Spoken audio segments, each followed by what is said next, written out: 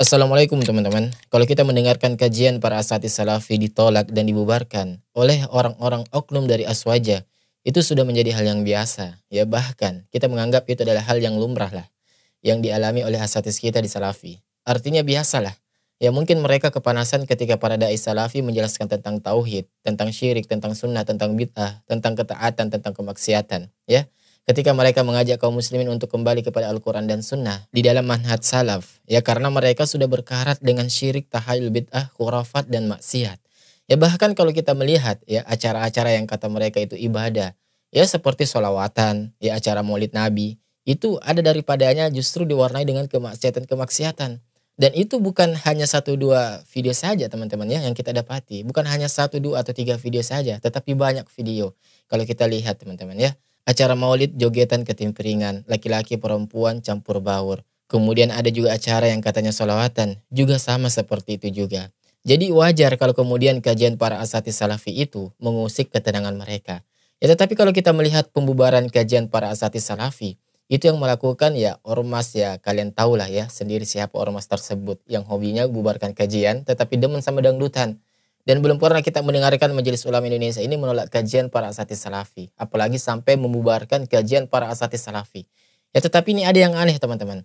Majelis Ulama Indonesia ini malah menolak acara Tablik Akbar Ustaz Abdul Somad. Yang rencananya akan diadakan di daerah Payakumbuh, Provinsi Sumatera Barat. Ya ini bahaya ini. Ya ini Majelis Ulama Indonesia apa nggak ngerti dia. UAS ini kan pecinta orang-orang yang katanya zuriat Nabi Muhammad SAW. Yang isinya ada banyak di antara mereka ya oknum mereka. Orang sakti-sakti yang punya daerah yang katanya isinya wali semua, ya tarim. Ya apa nggak takut kualat nolak UAS ini? Ya Muhibin Oknum Ba'alawi yang gemar cerita khurafat. Apa nggak takut kualat Majelis Ulama Indonesia ini yang menolak kajian UAS ini? Ya coba kita baca beritanya dulu teman-teman ya. Ada apa gerangan nih? Ya kok bisa-bisanya Tablik Akbar Ustaz Abdul Somad ditolak oleh Majelis Ulama Indonesia? Padahal Ustaz Abdul Somad ini salah satu dai yang cukup populer dari kalangan Aswaja. Dan Majelis Ulama Indonesia pun ya kebanyakan dari orang Aswaja. Nah, coba teman-teman kita baca beritanya. Ya, jadi ini teman-teman ya, berita ini dari Info Minang ya. Dan ini judulnya teman-teman ya, beredar surat penolakan MUI Payakumbuh untuk Tablik Akbar UAS. Ini tanggapan Ketua Panitia. Ya. Saya Fakhri Emil Habib, LCMH, Tuangku Rajo Basa, selaku Ketua Panitia acara Tablik Akbar serta peletakan batu pertama Markas Al-Husam di Komplek Masjid Al-Mubarak Tiakar dengan menghadirkan UAS, merasa perlu untuk menyampaikan beberapa hal demi menjaga nama baik guru kita Ustaz Prof. Abdul Somad LCMA. Kronologi 1 teman-teman ya. Al-Husam Littifaqquh Fiddin merupakan lembaga yang bergerak di bidang pendidikan, bebas dari unsur politik maupun bisnis.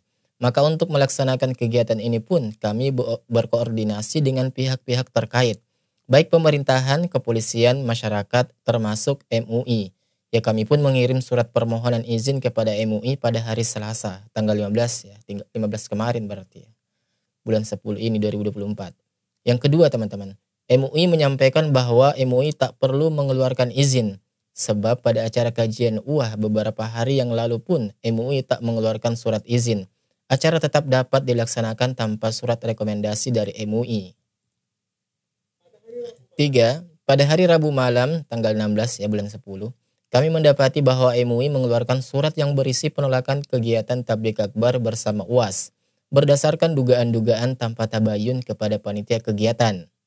Yang keempat, pada hari Kamis tanggal 17-nya ya siang beredar kembali video Ketua MUI yang menyatakan bahwa sebenarnya MUI tidak menolak Tablik Akbar UAS, tetapi karena ada unsur politik praktis di dalamnya. Setelah kami lihat dan kami perhatikan, dan juga informasi-informasi dari yang lain. Kemudian pernyataan dari panitia teman-teman ya, ini kita bacakan ya. Pernyataan dari kami sebagai panitia, yang pertama, UAS atau Ustaz Abdul Somad berhak memberikan dukungan kepada siapapun, dimanapun, sesuai dengan ijtihad politik yang beliau lakukan. Kalaupun UAS ingin berkampanye, maka itu adalah hak beliau sebagai warga negara, selama mengikuti aturan-aturan yang berlaku. Yang kedua, acara yang diselenggarakan Al-Husam tidak memiliki tendensi politik, murni demi khidmah ilmu. Acara dilaksanakan di masjid, yang juga tidak memungkinkan diadakan kegiatan kampanye secara terbuka. Nah, kemudian 3 ya, MUI Kota Payakumbuh tidak melakukan tabayun atau klarifikasi dengan panitia acara. Bahkan awalnya terkesan mengizinkan, namun tiba-tiba beredar surat penolakan yang dikeluarkan hanya atas dasar dugaan.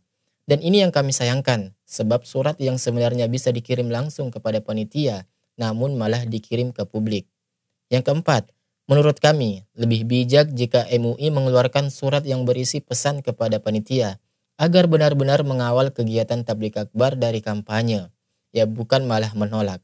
Ini boleh jadi berdampak pada asobiyah kedaerahan. 5.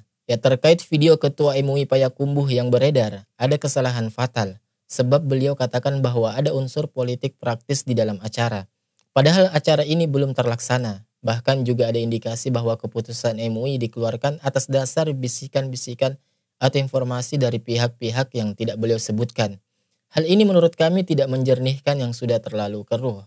Ya justru membuka dugaan-dugaan yang lain yang tentu kita tidak ingin diarahkan kepada MUI. Yang keenam, demi menjaga nama baik guru kita, UAS, ya maka kami atas nama panitia dan tim UAS meminta kepada MUI Payakumbuh untuk mencabut surat penolakan yang telah melukai sahabat UAS, serta panitia yang telah berjuang demi syiar Islam. Jika permintaan ini tidak dikabulkan, maka tim UAS akan menempuh jalur hukum. Demikian pernyataan ini kami sampaikan, semoga dapat dimaklumi. Hormat kami, Ketua Panitia Tabligh Akbar UAS, Haji Fakhri Emil Habib, LCMH, Tuangku Rajo Bahasa. Ya. Jadi kurang lebih seperti ini ya kronologi singkatnya ya atas berita tentang penolakan Tabligh Akbar Ustaz Abdul Somad yang dilakukan oleh MUI, Majelis Ulama Indonesia, teman-teman. Nah itu tadi ya teman-teman. Jadi kalau kita tarik benang merahnya bahwa alasan dari Majelis Ulama Indonesia ini melakukan penolakan terhadap Tabligh Akbar Ustaz Abdul Somad ini yaitu karena adanya unsur politik praktis di dalamnya. Ya kemudian kalau kita baca komentar-komentar yang diberikan oleh netizen ya, di sana memang ada informasi-informasi bahwa Ustaz Abdul Somad ini ya keliling ke daerah-daerah yang lain juga dalam rangka kampanye juga ternyata teman-teman. Ya, seperti komentar yang diberikan oleh akun ini. Nah ini teman-teman ya, seperti komentar dari akun Gudang Pernik ya. Di Palembang kemarin UAS bikin acara tabligh akbar. Nggak taunya kampanye calon wali kota. Nah kemudian ada lagi teman-teman ya dari akun Desmal Riza 2072. UAS sudah tidak netral dan sudah bermain politik. Ini juga ada dari Firdaus ya. Nggak mungkin nggak politik. Setiap tahun politik selalu datang. Temui calon-calon pilkadanya. Terus dianggap nggak politik praktis ya. Sebuah pertanyaan besar ya teman-teman ya. Nah ini juga ada lagi teman-teman ya dari akun Indra 7037 ya, menyala MUI Payakumbuh, jangan dibiarkan UAS, ceramahnya pasti mendukung salah satu calon, semua orang sudah tahu mantap MUI ya, artinya semua orang sudah tahu katanya kalau gaya ceramahnya dari Ustaz Abdul Somad itu ya pasti ujung-ujungnya ada diselip-selipin untuk politik ya, menurut ini saudara Indra. Astagfirullah, janganlah mudah kita ini untuk dipecah belah di zaman yang sudah seperti ini teman-teman. Ya jadi kalau takdirnya Allah sudah menang ya pasti akan menang. Jadi kalau kami memberikan komentar terhadap informasi atau berita ini, ya maka sangat wajar kalau misalkan Majelis Ulama Indonesia ini menolak tabligh akbar Ustaz Abdul Somad. Karena memang dikenal kemana-mana melakukan kampanye, mendukung kepala daerah. Ke Palembang, ke Pekanbaru, ke Padang, ya. Maka wajar kalau Majelis Ulama Indonesia ini menolak tabligh akbar Ustaz Abdul Somad. Ya meskipun tadi katanya ini kan acaranya di masjid, ya nggak mungkin kampanye. Ya namanya politik itu kayak kita nggak tahu saja. Ya berpolitik itu selalu ada kesempatan di mana saja dan kapan saja. Dan lagian ya kalau Ustaz Abdul Somad itu ke Palembang ya mendukung calon misal calon wali kota atau calon gubernur Palembang. Apa urusannya coba Ustaz Abdul Somad teman-teman? Ya coba. Ya seandainya Ustaz Abdul Somad itu orang Palembang ya itu masih masuk akal lah. Tetapi itu pun tetap kurang tepat ya karena seorang ustadz itu harusnya netral. Artinya netral ini tidak menunjukkan siapa yang ia pilih di khalayak ramai. Ya secara terang-terangan. Ya netral. Lebih kepada menjadi penasehat bagi semuanya lah. Kalau Ustaz mendukung salah satu paslon calon-calon pimpinan daerah. Ya kalau misalkan ternyata ke depan ketahuan korupsi. Coba gimana coba. Ya, apalagi sekarang kasus korupsi itu lagi luar biasanya teman-teman. Ya, yang jelas kasus suap menyuap itu sudah menjadi hal yang lumrah. Ya, kemudian bagaimana bisa kok seorang Ustaz kemudian mendukung salah satu paslon. Lebih-lebih itu adalah di luar dari daerahnya. Ya coba teman-teman, ya apa urgensinya? Seberapa kenal dia dengan calon kepala daerah tersebut? sehingga berani-beraninya ya mendukung salah satu paslon secara terang-terangan. Apalagi sampai mengajak masyarakat di tempat tersebut untuk memilih salah satu paslon. Ya coba teman-teman ya, coba kita pikir, seandainya Ustadz Abdul Somad itu orang Payakumbuh, ya kemudian menjadi alat kampanye salah satu paslon, yaitu apa nggak memecah belah umat namanya. Itu namanya memecah belah umat. Harusnya seorang ustadz itu milik semua kaum muslimin, ya bukan milik salah satu paslon kepala daerah tertentu. Kalaupun ingin menyatakan sebuah dukungannya terhadap salah satu paslon, ya itu tentu pertimbangannya ada kemaslahatan untuk kaum muslimin. Dan tentu yang disampaikan ya secara umum saja, ya jangan menandakan mendukung salah satu paslon. Ya artinya jelaskan clue-nya saja teman-teman. Ya misalnya seperti contohnya ya, kalau saya pilih pemimpin itu yang beragama Islam. Yang pertama, yang kedua orangnya yang taat terhadap syariat Islam. Ya kemudian lihat keluarganya, kalau dia mampu memimpin anak dan istrinya menjadi orang yang taat kepada Allah Subhanahu wa taala, maka pilih yang seperti itu. Jadi kurang lebih seperti itu caranya. Ya kalau ingin menyampaikan seperti itu saja ya. Nanti biar masyarakat itu akan menilai. Oh, orang yang bertakwa, orang yang mampu memimpin keluarga itu adalah pasangan yang layak untuk kita pilih. Ya sementara yang ini yang kita lihat orangnya tidak taat beragama, bahkan ahli maksiat, keluarganya nggak ada yang pakai jilbab. Ya dari seperti itu saja masyarakat ini sudah bisa, artinya sudah bisa membaca kemana arah dukungan sang ustadz tersebut. Ya tetapi kalau sampai ikut terjun kampanye, meramaikan kampanye salah satu paslon, ya itu musibah. Ya ustadz tersebut telah memecah belah kaum muslimin. Ya memecah belah hanya karena masalah politik. Na'udzubillahi min dzalik. Ya jadi teman-teman kalau ada ustadz yang jadi alat kampanye para politikus, itu ustadz yang menurut kami tidak usah dicontoh sikapnya itu ya. Tidak patut untuk kita benarkan perbuatannya. Ya karena bagaimana dia mau menjaga Islam, menjaga kaum muslimin, sedangkan menjaga nama baiknya saja dari hal yang seperti ini, itu tidak bisa. Coba ya, yang seperti ini kan nama baiknya tidak terjaga. Karena apa?